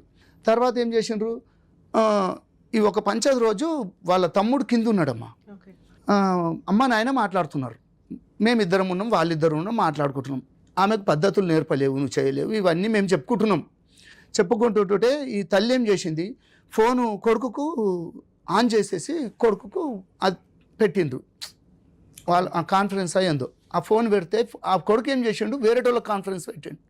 ఇవి జరిగినాయి, ఇవి నాకు తెలియదు, నేను మాట్లాడేస్తున్నాను నేనేమనుకుంటున్నా, ఆయన మాట్లాడుతున్నా కదా కొంచెం పద్ధతి అని వస్తారు అన్నట్టు నేను మాట్లాడుకుంటూ పోతున్నాను. మా మాటలన్నీ ఏం చేస్తున్నాడు, తల్లి ఇక్కడ రికార్డు పంపించేస్తుంది, కొడుకు అక్కడ వింటున్నాడు, ఇంకొకళ్ళకి ఎవరికో పంపిస్తున్నాడు.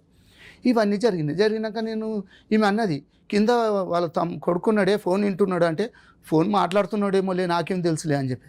అయితే నేను ఒకసారి పోయి చూసే వరకు కింద ఇదంతా నడుస్తుంటుంటే నేను ఒకటే చెప్పేసిన, చూడమ్మా ఫోన్లు అట్లా పెట్టేసేసి ఇట్లా వినిపించుడు తప్పు, నువ్వు పెద్దదానివి, నీ కొడుకుకి వినిపిస్తున్నావు, నీ కొడుకు పోయి ఇంకొకళ్ళకి వినిపిస్తుండే, ఈ కాన్ఫరెన్స్లు దేని గురించి పెడుతున్నారు మీరు అంటే, మమ్మల్ని మనం చేద్దామని ఆశ అని చెప్పేసి నేను అదే రోజు అడిగితే వాడు అతను పైకి వచ్చిండమ్మా.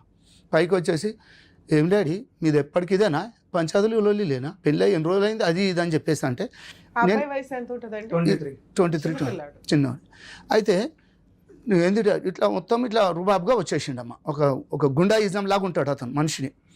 అంటే నేను అతనితోనే మాట్లాడలే, ఒకసారి మా మిస్సెస్ని తిట్టిపాడేసిండు, అప్పటి నుండి నేను అతనితో మాట్లాడా. అతను కూడా చెప్పిన, వాళ్ళ డాడీకి కూడా చెప్పిన. అతను మాటలు చెప్పి కొడితే 2 months మ్యారిటల్ రిలేషన్ లో ఇంత గొడవలు చేసిండ్రమ్మా. ఏమి అన్నిటి కొత్తుకుంటూ పోయినా నేను వద్దు వద్దు వద్దు వద్దు అనేసి. ఇంతవరకు నేను అయినా ఇప్పటికి ఓపికతోనే ఉన్నానమ్మా.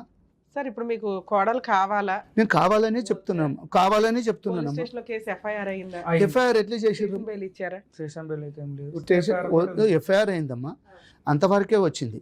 అయితే మాకేం జరిగింది, ఒకసారి కౌన్సిలింగ్ జరిగింది కదమ్మా, అక్కడ కూడా 30 మందిని పెద్ద మనుషుల్ని పెట్టుకున్నామమ్మా. వాళ్ళ బాబాయ్ వాళ్ళు ఒక లాయర్లు వాళ్ళు కూడా వచ్చిర్రు.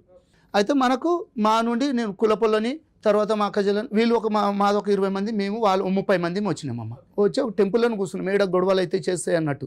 అయితే కుర్రోడు ఏం చేసిండు, ఆల్రెడీ కొంతమందిని బయట పెట్టుకున్నాడు. ఇక మేము అవన్నీ మాకు వద్దులే అనేసి మాదేదో మాట్లాడుకుంటాం, మేము ఇది చేసుకుంటాం. అమ్మాయి కావాలని చెప్పేసి మేము అందరం 11 గంటలకు మాకు టైం చెప్పిండమ్మా. 1:30కు వచ్చారు వాళ్ళు. మాకు ఆకలి అయిపోతుంది, వాళ్ళు తినేసి మెల్లగా వచ్చారు. 1:30 ఒక టైం చెప్పారు, ఒక టైంకి వచ్చారు. అయినా నేను ఓపికతో అందరం బిస్కెట్లు తిన్నాం, కూర్చున్నాం. అయితే మాట్లాడుతూ పెద్ద మనుషులు మాట్లాడుతుంటుంటే కొడుకు తండ్రి ఇంతమంది ఉన్నామమ్మా. పిల్లగాడు నా కొడుకు మీదకి ఏం రా లంజోడక ఏమో మాట్లాడుతున్నావు అని చెప్పేసుకుంటే పైకి వచ్చేసేసి. పెద్ద మనుషులు పంచాయతీ ఇంతమంది ఉన్నారు, 30 మంది ఉన్నారు. నాకు అప్పుడు ఆవేశం ఆగలేదమ్మా. నువ్వెవడివిరా నువ్వు, అసలు నా కొడుకు మీదకి ఎట్లా వస్తున్నావు? ఇంతమంది 30 మంది ఉండగానే నా కొడుకు మీదకి వస్తున్నావు, నా కొడుకుని చంపుతావు రేపు పొద్దున, నేను పోలీస్ స్టేషన్లో కంప్లైంట్ పెడతాను నేను అని చెప్పేసి. అంటే వీళ్ళందరూ ఏమన్నారు, ఇవి పంచాయతీలా ఇప్పుడు మీరు ఈ లొల్లులు చేసుకొని వస్తారా, మాట్లాడినుకున్నారా అంటే నన్ను కొంచెం బయటకు పోమన్నారు. నన్ను మా బాబుని బయటకు పోయినాక మాట్లాడిరు, వాళ్ళు మాట్లాడుకురు, ఏం మాట్లాడుకుర్రో ఏం కథనో అన్నారు. తర్వాత ఏమన్నారు, ఇక ఎంత చేసినా ఏం చేసినా అమ్మాయి మీ దగ్గర ఉండే పొజిషన్ లేదు, ఉండనని చెప్పిందమ్మా. మా ముంగటే అన్నది. అడిగినాం, మీకు ఏంది మీకు అంటే, మాకు అమ్మాయి అయితే కావాలని నేను అన్నామమ్మా. అమ్మాయి కావాలి, మాకు పెళ్ళి 2 నెలలు కూడా కాలేదా, మా పిల్లగాంది ఏంది ఇది, 2 నెలలకు నేను పెళ్లి చేసుకుని 25-30 లక్షల రూపాయలు ఖర్చు పెట్టుకున్నా. ఎంత గొడవ జరిగి అబ్బాయిని కొట్టి ఎవరైతే బామ్మరిది కొట్టడానికి వచ్చి కొట్టలేడు. అంత దూరం వచ్చిన కేసులు, మీ వైఫ్ని తిట్టి, ఈయన్ని తిట్టి, మిమ్మల్ని తిట్టి, ఇలాంటి కేసులు అయినా ఇంకా అమ్మాయి కావాలనుకున్నారా? అమ్మాయి మారుతుంది అని చెప్పేసి మొన్న ఇక ఎప్పుడైతే పోలీస్ స్టేషన్లకు మాకు ఇవన్నీ జరుగుతున్నాయో ఇక మాకు ఎప్పటికొనేది టార్చర్ ఏమో. సరే, ఫుల్ అండ్ ఫైనల్ సెటిల్మెంట్ మాట్లాడుకోపోయారు? అడిగాం మేడం. మాట్లాడితే తర్వాత వాళ్ళకి ఒక దగ్గర 80 lakhs దాకా అప్పులు ఉన్నాయి. ఆ పైసలు డిమాండ్ చేస్తారు. ఫస్ట్ ఏమో 50, అట్లా 50, 100, ఫస్ట్ ఏమో 75 lakhs అడిపించారు, దాని 50 అడిపించారు. మళ్ళీ ఇంకొకళ్ళు వచ్చి మా ఇంటికి వచ్చి సెటిల్మెంట్ మాడితే వాళ్ళ తప్పు అని చెప్పి తిట్టిపించేసి వాళ్ళని తిట్టేసారు. అక్కడ నుంచి 25కి వచ్చారు. మళ్ళీ ఇంకొక ఏరియా పెద్దవాళ్ళు ఇప్పుడు అవుతుంటే అతను పెద్ద మనిషి వచ్చేసరికి ఆయన కూడా వాళ్ళ తప్పు అన్నందుకు మళ్ళీ లాస్ట్కి వాళ్ళు ఇప్పుడు ఎంత 20కి వచ్చారు. నేను ఒకటే అన్నా 9 రూపాయి అయితే ఇచ్చేది లేదు, మా తప్పులు లేవిడ, అందరు తెలుసు కాబట్టి తప్పులు మీ ఉన్నాయని చెప్పేసి మీకు సపోర్ట్ చేయకుండా నీ PS లో ఫుల్ అండ్ ఫైనల్ సెటిల్మెంట్. మరి మీకు రావాల్సిన ఎంత ఉన్నాయి? నాకు ఓవరాల్ వచ్చేదైతే అందులో ఏం చేసిండమ్మా, మాకు ఉన్నాయి కదా, ఒక 5 లక్షల రూపాయలు ట్రాన్సాక్షన్ చేసిండమ్మా. అంటే 5 లక్షలు ట్రాన్స్ఫర్ చేసిండు. ఏది నాకు ఫస్ట్ ఇచ్చిన అమౌంట్ ఉంది కదా, అది పెళ్ళి అయినాక 1 week 15 days నాకు అమౌంట్ ట్రాన్స్ఫర్ చేసిండు, నా అకౌంట్లోకి ట్రాన్స్ఫర్ చేసిండు. నేనేమన్నా అంటే, చూడు బావ, ఇది నాకు ఇచ్చింది, నేను ఇచ్చిన అమౌంట్కు నువ్వు ట్రాన్స్ఫర్ చేసారు అని మీరు అనుకుంటే అట్లా వాళ్ళే ఉద్దేశంతో ఇచ్చారు? అది అడగాలి. నేను అదే అడిగినమ్మా. అది అడిగితే ఆయన ఏమంటాడు, నీ పైసలు నేను తర్వాత ఇస్తా, ముందైతే ఇవి పెట్టుకోండి. ఆయన దృష్టిలో, మీ దృష్టిలో క్లారిటీ వచ్చేసింది ఏమని, ఇదైతే ఫస్ట్ ఉంచుకో, దీనికి అప్పుకి సంబంధం లేదు, అవి తర్వాత ఇస్తాను, ఇవి పెళ్లి ఖర్చులకు ఉంచు అన్నట్లే చెప్పాను అన్నాడు. అంటే నేనేమన్నుంటి, అయితే ఇది జరిగింది కదమ్మా, పెళ్ళి అయిపోయినాక ఇవి పంపించి నేను ఊరుకున్నా. మామూలుగా మళ్ళీ ఇంకా కొన్ని డబ్బులు అడుగుతుంటే ఆ డేట్లతో సహా నేను నా దగ్గర అవి ఇచ్చుకుంటూ వచ్చినట్టు. ఒక రోజు ఏం చేసిండు అంటే, లాస్ట్ ఫైనల్ పేమెంట్ అమ్మ, ఇది ఒక 1,50,000 కావాలని చెప్పేసి కూర్చున్నాడు. నాకు ఇట్లా మెడ మీద కత్తి ఉంది, నన్ను ఇప్పుడు నేను చచ్చిపోతాను బావా, నేను ఏం చేయాలి, నేను ఊరేసుకొని చచ్చిపోతా, అది ఇది అన్నాడు. అంటే దేని గురించి బావ అంత ప్రెజర్ ఎందుకు చేసుకుంటున్నావు నువ్వు, నీ జీతము నువ్వు ఒక హై లెవెల్ ఆఫీసర్వు, మీకు ఎందుకు ఇంతగానో టెన్షన్లు పడుతున్నావు ఓకే అంటుంటే, లేదు బావ నాకు ఇక అలా దాంట్లో డిపార్ట్మెంట్లో చేస్తే ఒక అతను శ్యామ్ అని చెప్పేసి ఉన్నాడంట, అతని దగ్గర కొంచెం అమౌంట్ తీసుకున్నాడంట. పోలీస్ స్టేషన్ లో ఫుల్ అండ్ ఫైనల్ సెటిల్మెంట్ కి వాళ్ళ దగ్గర నుంచి ఒక ప్రపోజల్ వచ్చింది. మీరేమన్నా ఒక చిన్న ప్రపోజల్ ఇచ్చి వదిలించుకుందాం అనుకుంటున్నారా? దానికోసం ఆగొచ్చు కదా, ఇక్కడ దాకా ఎందుకు వచ్చారు? యాక్చువల్లీ పంపించాక వాళ్ళు వద్దని చెప్పేసి మళ్ళీ పోలీసు వాళ్ళతో డిమాండ్ చేపిస్తారు మేడం. అవును, నన్ను చంపేస్తా నాకు ఫోన్లు చేపిస్తారు. ఇక్కడికి వస్తే ఏం జరిగింది అనుకుంటున్నారు మీరు? ఇక్కడ అంటే నాకు ఏదైనా న్యాయం జరుగుతుందేమో న్యాయస్థానం నుండి అనేసి అది ఒకటే జరుగుతున్నదమ్మా. నాకు న్యాయస్థానం నుంచి న్యాయం జరగాలంటే అడ్వకేట్ దగ్గరికి వెళ్తే సరిపోతుంది కదా. అడ్వకేట్ వాళ్ళకి కూడా మేము మాట్లాడుతున్నామమ్మా. ఎందుకంటే ఇప్పుడు PSలోకి పోయినరు కదమ్మా, మా మీద అందరి మీద నేను మా కూతురు కూడా టార్చర్ చేసింది అన్నట్టు పెట్టిర్రు. మాకు భయం అయిపోతుంది, ఎందుకంటే ఆయన డిపార్ట్మెంటు తర్వాత ఆయన దగ్గర ఆయన వెనకాల పెద్ద పెద్దోళ్ళు ఉన్నారు. మాకు కనీసం ఇట్లనన్నా మాకు కొంచెం సేఫ్టీ ఏమన్నా మాకు ఏదైనా అదే ఏమంటారు రక్షణ ఏమన్నా కలుగుతుందేమో అన్నట్టు, మాకు రేపొద్దున మమ్మల్ని వేరేటోళ్ళు ఇబ్బంది పెట్టొద్దు అన్నట్టు నేను ఇట్లా వచ్చినానమ్మా. సో ఇక్కడ ఈ వీళ్ళ స్టోరీ వింటే మీకు కొంత అర్థమై ఉంటుంది. రోజు మనం ఎపిసోడ్స్లో రెగ్యులర్గా చెప్పుకుంటూనే ఉన్నాం, మ్యారిటల్ రిలేషను నిలబడుతుందా లేదా అనేది నీటి మీద బొడగలాగా అయిపోయింది ఈ రోజున పరిస్థితి. దీనికి pre wedding shoots, grand marriage, విచ్చలవిడి ఎక్స్పెన్సెస్, అది అబ్బాయి తరపు వాళ్ళు పెట్టుకుంటున్నారు, అమ్మాయి తరపు వాళ్ళు పెట్టుకుంటున్నారు.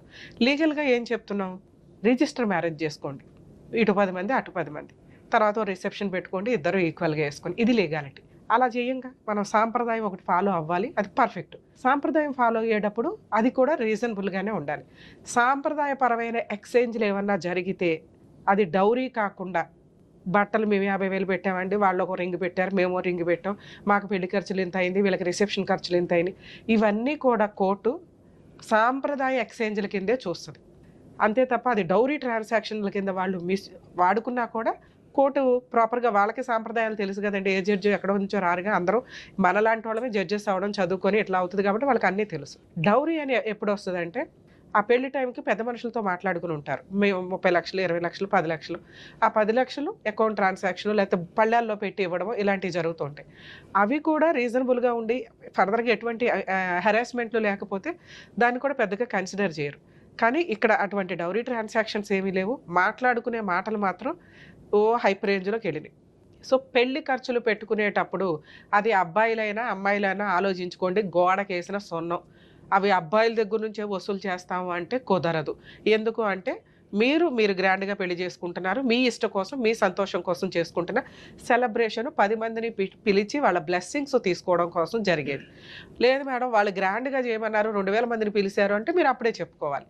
ఆ రోజు ఆ అబ్బాయి కుటుంబం, ఆ అబ్బాయి వెనకాల ఆస్తో, ఆ అబ్బాయి ఫైనాన్షియల్ బ్యాక్గ్రౌండో జాబో చూసి ఇష్టపడి చేసేస్తూ తర్వాత కేసులు వేయాల్సి వచ్చినప్పుడు వాటిని వాడుకుంటే మీ క్యారెక్టర్స్ పర్ఫెక్ట్గా సెట్ కావు. 1కి 10 సార్లు పెళ్ళి టైములోనే కరెక్ట్గా మాట్లాడుకోండి.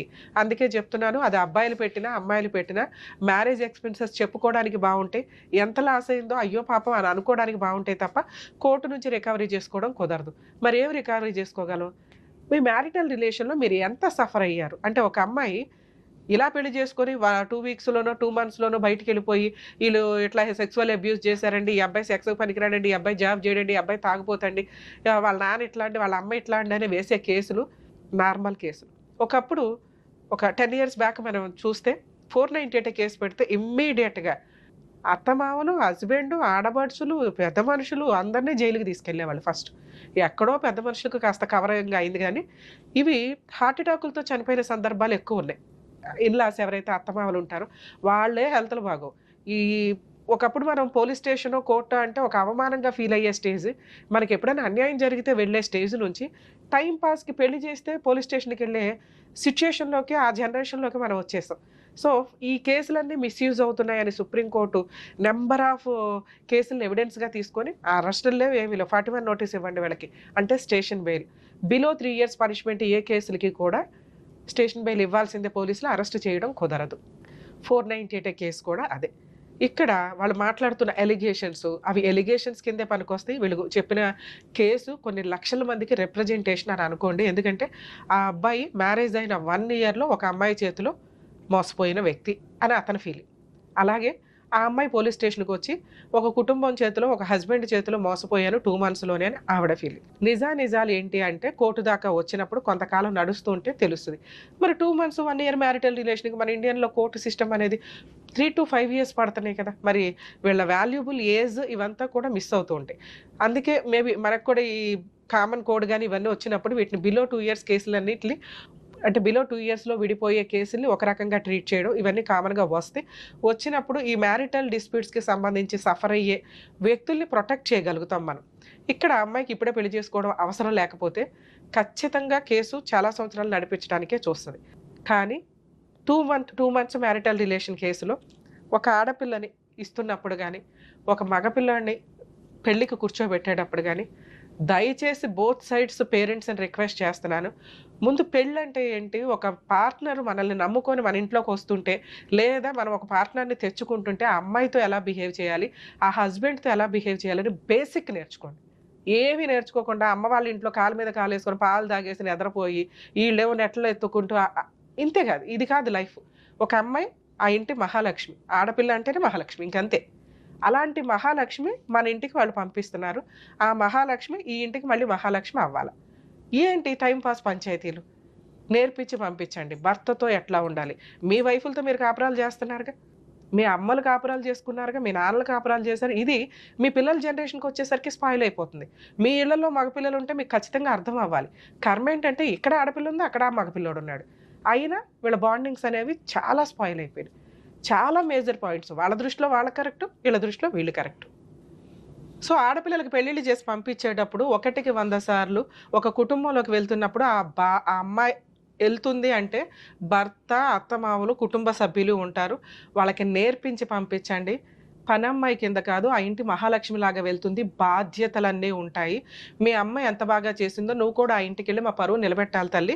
పని ఇక్కడ కాలు మీద కాలు వేసుకొని కూర్చొని పాలు తాగినా కూడా అక్కడికి వెళ్ళి ఆ పాలు నువ్వే కాసి ఆ కుటుంబ సభ్యులందరికీ ఇవ్వాలి. వాళ్ళ కుటుంబ గౌరవం నీ మీద ఆధారపడి ఉంటుంది అని నేర్పించి పంపించండి దయచేసి. కాపురాలు నిలబడాలి అంటే, ఎందుకంటే కొంతకాలం తర్వాత పెళ్ళిళ్ళు చేసుకోవడానికి భయపడి ఎవ్వరూ పెళ్ళిళ్ళు చేసుకోరు. అలాగే ప్రెగ్నెన్సీలు వచ్చినప్పుడు ఈ తింగర మాటలు కొన్ని నడుస్తూ ఉంటాయి ఇష్టం లేకపోతే.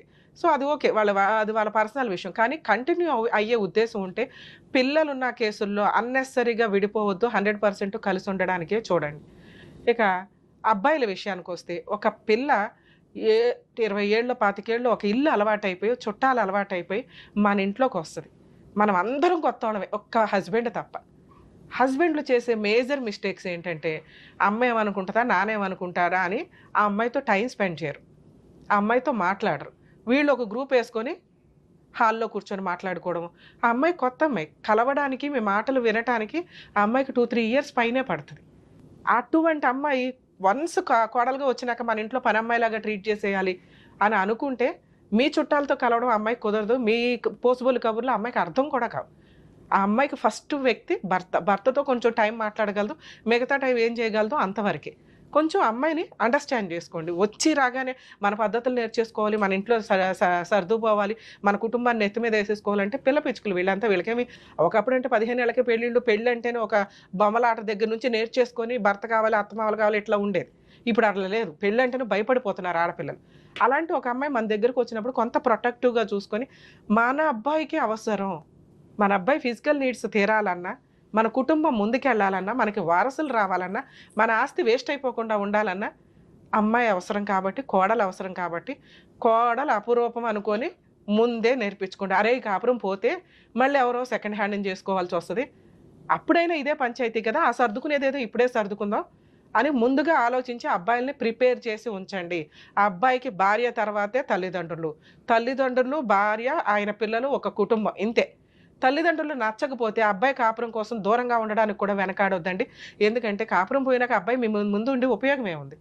కాపురం నిలబెట్టడానికి ఎన్ని పనులు చేయగలగాలో అంతా తగ్గండి, ప్రాబ్లమే లేదు. ఎందుకంటే మనం అనుకుంటాం మన సాంప్రదాయం ఫాలో అవుతున్నాగా, లీగాలిటీని ఫాలో అవ్వట్లేదు కదా, రిజిస్టర్ మ్యారేజ్ చేసుకోమంటే చేసుకోరు. మరి సాంప్రదాయం ఫాలో అయినప్పుడు ఆ స్టేజ్ ఏంటిది? ఇద్దరు శివుడు పార్వతి కూర్చొని చేసుకుని ఒక పెళ్ళి, మన అంతా వెళ్ళి అక్షింతలు వేసేది ఆ బ్లెస్సింగ్స్. పుట్టుక్కుని సంవత్సరం అవగానే విడిపోయి చేస్తున్నారు. ఏ రకంగా ఇదంతా వర్కౌట్ అవుతుంది? వేరే కంట్రీస్ అన్నీ మన కంట్రీ వైపు ఎందుకు చూస్తాయో తెలుసా? మన సాంప్రదాయాలు, మన ఆచార వ్యవహారాలు, మన బాండింగ్స్, భార్యాభర్తల బాండింగ్స్, కుటుంబ బాండింగ్స్ అవి మొత్తం స్పాయిల్ అవుతున్న సందర్భంలో కొట్టుమిట్టాడుతున్న కోర్టులు కిరకిడాలాడుతూ ఫ్యామిలీ డిస్ప్యూట్స్ తోటి ఒక కేసా, ఒక డిస్ప్యూటా, 5 కేసులు ఫైల్ అవుతాయి. ఇక్కడ వీళ్ళు భయపడుతున్నది ఏంటంటే స్పాయిల్ అయిపోయింది, ఏమీ చేయలేము. ఎందుకంటే పోలీస్ స్టేషన్ దాకా వచ్చినప్పుడు సుప్రీంకోర్టు గైడ్ లైన్స్ కౌన్సిలింగ్లు ఇవ్వమని, ఆ కౌన్సిలింగ్లోనే ఇక్కడ అర్థమైపోతుంది ఆ అమ్మాయికి డే 1 నుండి ఇష్టం లేదు. దయచేసి కనుక్కోండి. ఈ రోజున ఆడపిల్లలు బయటికి చెప్పట్లేదు, వాళ్ళకు ఫ్రెండ్స్ ఉంటారో, వాళ్ళకు పర్సనల్ లైఫ్ ఉంటుంది, వాళ్ళకి ఇష్టం లేకపోతే ఇష్టం లేదు అంతే. ఆ అమ్మాయిని తీసుకొచ్చి బలవంతంగా అన్నీ నేర్పించి పంపించిన అమ్మాయే సరిగ్గా కాపురం చేయదు. ఇట్లా బలవంతంగా మీ సొసైటీ కోసం, గుడ్విల్ కోసం, లేదా అవతల వాళ్ళ కుటుంబం బాగుంది, ఫైనాన్షియల్గా సెట్ అయ్యారని చెప్పి బలవంతంగా పంపిస్తే ఇలాగే ఏడుస్తాయి. ఎవరి లైఫ్ ఇక్కడ స్పాయిల్ అయినట్టు? మీ అమ్మాయికి ఇష్టం లేదు, హ్యాపీ, కానీ ఒక అబ్బాయి లైఫ్ స్పాయిల్ అయిపోయిందిగా. సొసైటీలో ఎలా చెప్పుకోగలుగుతాడు? ప్రెగ్నెన్సీ వచ్చింది, 2 monthsకే భార్య వెళ్ళిపోయా, అయినా బతులాడి తెచ్చుకున్నాడు. ఏం చెప్పుకుంటాడు? ఏం తప్పు ఉంది ఇక్కడ? లేకపోతే కామన్గా వేసే డైలాగులు ఏంటో తెలుసా? అబ్బాయి సెక్స్గా పనికిరాడండి అని. ఇక్కడ అది కూడా ప్రూవ్ చేసుకున్నారు. అయినా విడిపోయిన కాపురం ఇప్పుడు పెద్దగా అయిపోయింది విషయం. యాక్చువల్గా ఇట్లాంటి కేసులు కలపడానికి ఎక్కువ ఛాన్స్ ఉంటే ట్రై చేయాలి మనం. కానీ ఇక్కడ ప్రొటెక్ట్ చేయాల్సింది ముందు త్వరగా వదిలించుకోండి, కోర్టుల చుట్టూ తిరగకుండా. 3 ఆప్షన్స్లో ఒక ఆప్షన్ ఎగిరిపోయింది, ఎట్టి పరిస్థితులు వీళ్ళు కలవడం కుదరదు. ఇక 2 ఆప్షన్స్లో ఫైనాన్షియల్ సెటిల్మెంట్లు. ఇప్పుడు తను ఒక మాట అన్నాడు, మేడం మేము ఎందుకు ఇవ్వాలి, మా దగ్గరే బోల్డంత డబ్బు తీసుకున్నారు, మేమే తప్పు చేయలేదు, కోర్టుల చుట్టూ మమ్మల్ని తిప్పి మా లైఫ్ని స్పాయిల్ చేయడానికి. యాక్చువల్గా పాపం ఆడబడికి సంబంధమే లేదు. ఆడబడుచు వాళ్ళ ఆయన, పక్కింటి వాళ్ళు, ఎదురింటి వాళ్ళు ఎవరైనా పేరెంట్ మాట్లాడితే ఆడకు కూడా పెడుతున్నారు. అయినా పోలీసులు తీసుకోవట్లేదండి, కొంచెం జ్ఞానంగానే ఆలోచిస్తున్నారు. సుప్రీంకోర్టు ఊరుకోవట్లేదు ఎవరిని.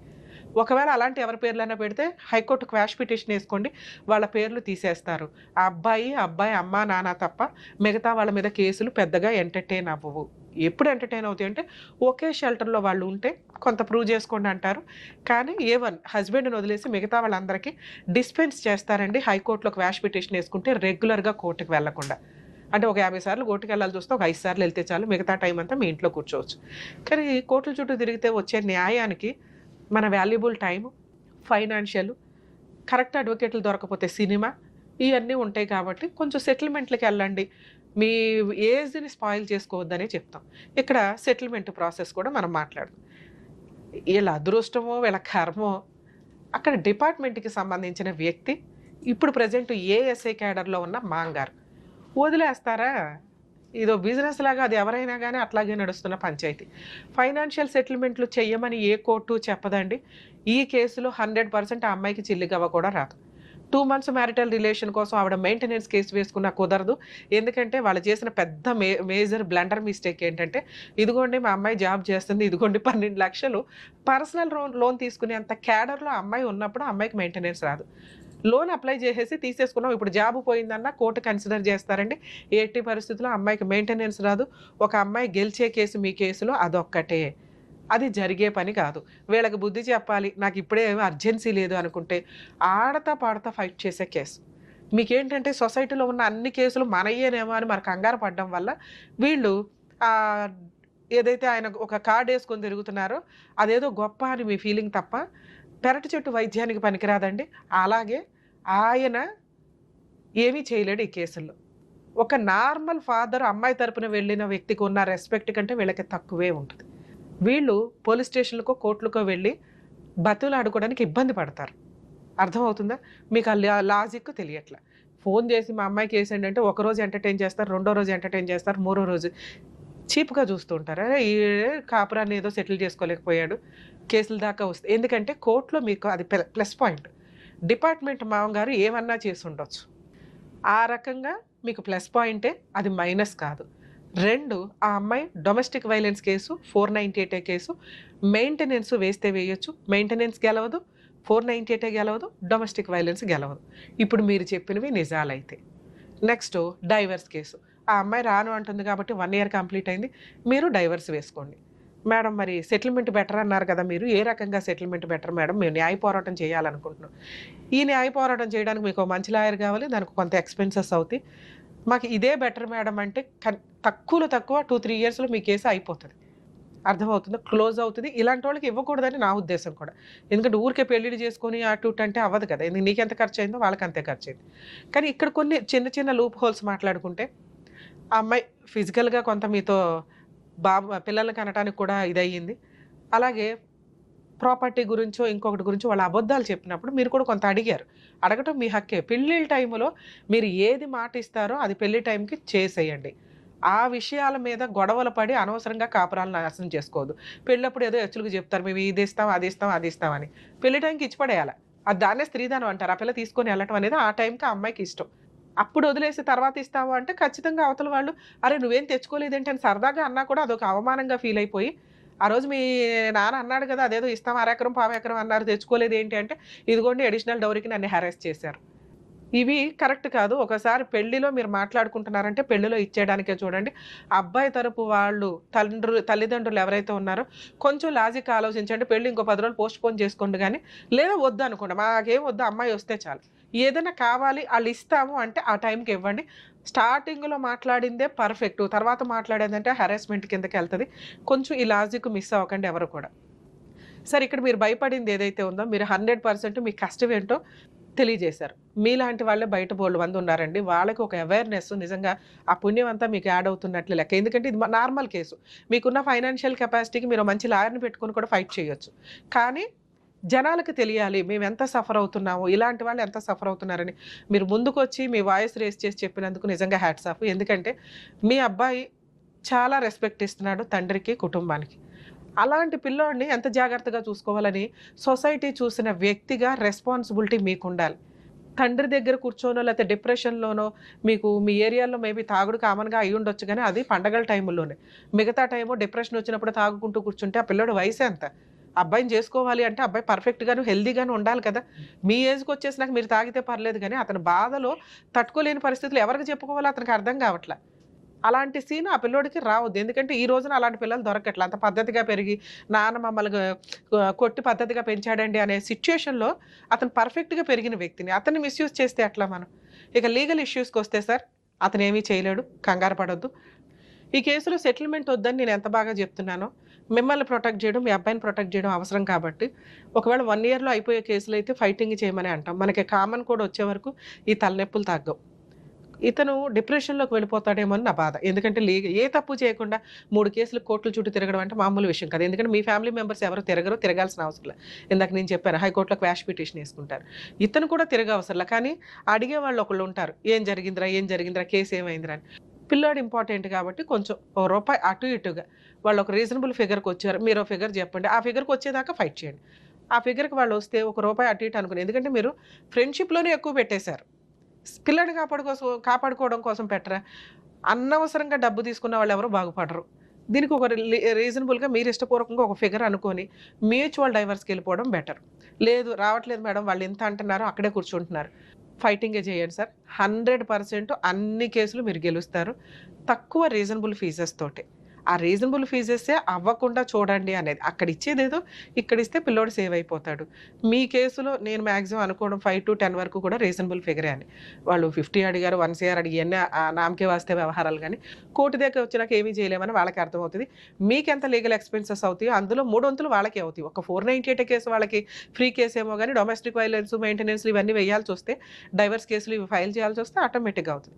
రీజనబుల్ కాజు లేకుండా ఆ అమ్మాయి ఏదో ఎవిడెన్స్లు రికార్డ్ చేసుకొని రెచ్చగొట్టి మాటలన్నీ రికార్డ్ చేసినవి ఏవి కూడా కోర్టు పెద్దగా కన్సిడర్ చేయదు. మీరు టెన్షన్ పడాల్సిన అవసరమే లేదు. కుదిరితే ఫుల్ అండ్ ఫైనల్ సెటిల్మెంట్, లేదా 100% ఫైట్ చేయండి, ఈజీగా గెలుస్తారు వితౌట్ మెయింటెనెన్స్. సరేనా? ఆల్ ది బెస్ట్ అండి. సార్, ఏ కేసులోనైనా ఫ్యామిలీ మ్యాటర్స్ విషయానికి వచ్చేసరికి కొన్ని రీజన్స్ ఉంటాయి. మనతో కాపురం చేసి పిల్లలకని 2-3 పిల్లలు ఉన్నారు, లేకపోతే ఒక పిల్లాడు ఉన్నాడు, పిల్లలు ఉంది అనుకుంటే కాంపెన్సేషన్ ఇచ్చి సెటిల్ చేసుకోండి. ఎందుకంటే పిల్లలకి తండ్రి అవసరం చాలా ఉంటుంది. ఇండియాలో తండ్రిని ఎవరు కుదరదు కాబట్టి ఓన్లీ విజిటేషన్ రైట్స్ ఇవి ఒకరికొకరు తిరగడం వల్ల దిగజారి మాటలు కూడా కొన్ని వచ్చేస్తున్నాయి. కాబట్టి వదిలేయాలనుకుంటే పిల్లలతో పాటు భార్యను వదిలేసి కొంత కాంపెన్సేషన్ అయితే ఇవ్వాలి. అది వాళ్ళ చదువులకి, మెయింటెనెన్స్కి, వీటికి యూజ్ అవుతుంది. ఇక్కడ పిల్లలు లేరు, 2-3 months మ్యారిటల్ రిలేషన్ అంటే రీజనబుల్ అమౌంట్ ఏది అడ్వకేట్లకు అయ్యే ఖర్చు ఏదో ఆ అమ్మాయికే ఇచ్చి వదిలించుకోవడం వరకు వస్తే అది పర్ఫెక్ట్. లేకపోతే 100% న్యాయ పోరాటం చేయండి. ఎందుకంటే ఈ కేసులు నడుస్తుంటే సుప్రీంకోర్టు కూడా యాక్సెప్ట్ చేయట్లేదండి. చాలా చేంజెస్ రాబోతున్నాయి త్వరలో. అనవసరంగా ఒక అబ్బాయిల్ని పెళ్లి చేసుకొని మెయింటెనెన్స్లో, కాంపెన్సేషన్లో వసూలు చేసి కాళ్ళ మీద కాలేసుకొని కూర్చుందామంటే అమ్మాయిలకి కుదరదు. అలాగే ఒక ఆడపిల్లని పెళ్లి చేసుకొని అప్పనంగా కట్నాలు తెచ్చేసుకొని మన ఇంట్లో ఓ పని అమ్మాయిలాగా ఉండాలంటే అబ్బాయిలకి కుదరదు. కానీ ఇక్కడ లాస్ అవుతున్నది ఎక్కువగా అబ్బాయిలు ఉన్నారు కాబట్టి కాంపెన్సేషన్ అబ్బాయి దగ్గర నుంచే వసూలు చేసుకునే కెపాసిటీ నడుస్తుంది కాబట్టి కొంచెం అబ్బాయిలు జాగ్రత్తగా ఉండండి, అమ్మాయిలు కొంచెం న్యాయంగా ఉండండి తల్లి.